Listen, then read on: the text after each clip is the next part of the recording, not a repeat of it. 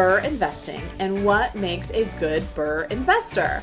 We're going to dive into that today here on the Auburndale channel with Gina Shumway, all-star agent and Brrrr investor herself. Thank you for joining us, Gina. Thank you. I'm excited to be here. And let's first talk about, what does Brrrr mean? So the Brrrr method is to buy, rehab, rent, refinance, and then some people also put an additional R, which is repeat. So Awesome. Essentially you rinse and you repeat the same process. So you're buying a fixer-upper, Yes. you're rehabbing it, Yes. you're keeping it and putting a renter in place. Then you're going to a lender, bank, getting a refi, getting all your money out, or most of your money out, and then you're taking that money and you're repeating. Yes. So essentially you get to use your same capital over and over again. Awesome. And so I'd love for you to share with us, what are the top 3 reasons you chose to do Brrrr investing? So like we talked about, the very first thing for me is the ability to reuse your capital over and over again. I don't know about you, but I have a finite amount of income. So the ability to use that same money over and over again is awesome. I don't really know of anything else that's exactly like that. And so it's an approach that anybody who's willing to take the step can do. I also really like the fact that with the Brrrr method, because you buy something for under market value, distressed property, and then you rehab it, you can also force appreciation. Right. So if you add a bathroom, by updating it, if you add a bedroom, those types of things, you already, after buying the property, have immediate equity in the home. So to get some numbers on this so people can wrap their head around it, let me throw something out there. So you buy a house for easy numbers, $100 grand. Yep. You're putting in $50,000 worth of, like, this is what you pay your contractor. And how much could it be worth, let's say? Okay, so let's say you buy it for $100,000, you put in $50,000.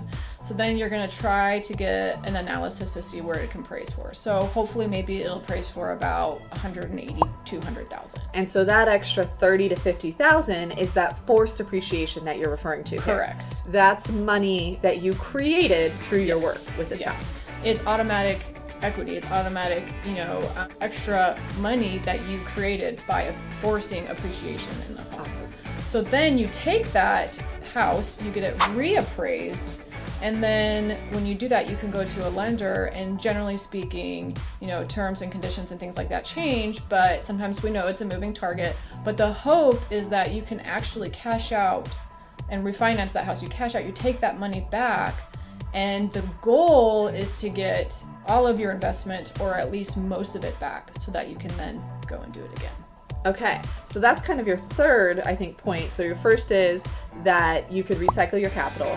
Your second was that you can force this appreciation. You can really create money out of thin air through your work. And then your third point is that, unlike a flip, you get to hold onto this property and use your money again. Yes. So like with flips, when you buy a house and then you renovate it and then you sell it, you make that money in that one time when you sell it. You get that money back, you pay your, capital gains, especially short-term capital gains tax, those types of things. Right. Whereas with a Brrrr, you force appreciation, so you automatically make money in that way. Your house, when you hold it and you rent it to someone, it will appreciate, so it will also gain, appreciation and, more worth as time goes on. Your renters, when you cash out refinance and you have that loan on the house, your renters will pay down your loan, so therefore you're making money that way. And if you do it really well and it's cash flowing, you're also making passive income from your renters. So You're really winning in 4 separate ways rather than just that one time when you flip it. Awesome. Yeah, I agree. It's amazing. And it's super tax advantaged, which I think we should have a whole nother video on just the tax 100%. benefits of the Brrrr. But it's really tax advantaged versus a flip. But that all sounds great. Now, of course, not everybody can do this, right? It's not like everybody can just go press the easy button and Brrrr a house. So if somebody was thinking about doing this, I would ask, what makes a good Brrrr investor? What traits should they have to succeed here, or what should they work to foster if they're not already strong in this area? I never actually did the rehab myself, but you still want to make sure that things are going appropriately and all of that. Then there's the active seeking of the actual lender, obtaining loans and all of those things. So I would say to be an effective Brrrr investor, you have to be willing to ultimately take the risk. Right. As long as it's a calculated risk, it can still have great rewards like we talked about.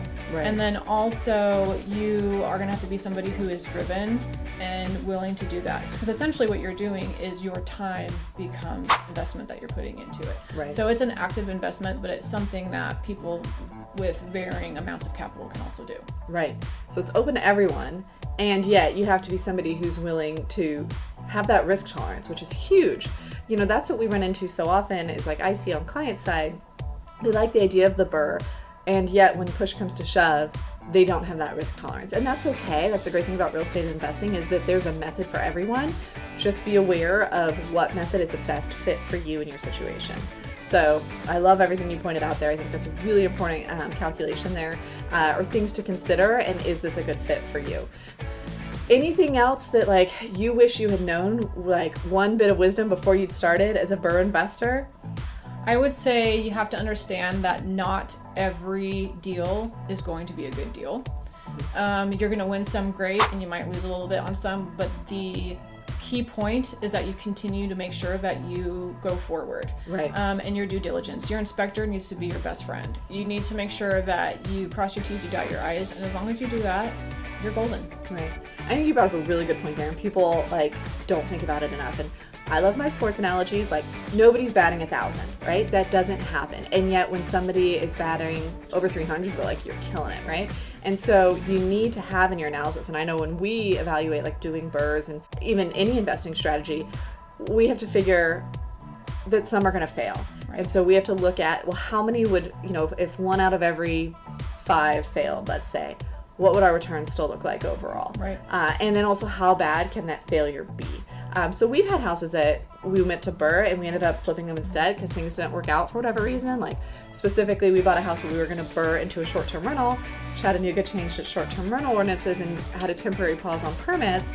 So we didn't want to keep it as a long-term rental, so we flipped it instead. And so that was like a failed Brrrr, and yet it still worked as a flip. So you know, you look at different exit strategies and backup plans. That's the beauty like about that. real estate, though, is you know, you make sure that you have multiple exit strategies. So you know, even if you don't Brrrr complete 100%, you could still potentially have an exit strategy of selling it and still make, you know, a profit off of it. So just make sure that, you know, you always have various exit strategies and you'll be okay. Awesome. Well, thank you so much, Gina. Like I said before, Gina's an awesome agent on our team. So all of the Auburndale Group contact information is below. And if you made it this far, you definitely need to thumbs up the video and subscribe to our channel so that you find more of them, more videos. We try and put out one a week. And reach out below if you're interested in doing any Brrrrs in the Chattanooga area, Cleveland, Tennessee, North Georgia. We service all of that and we'd be happy to help. Awesome. Thank you.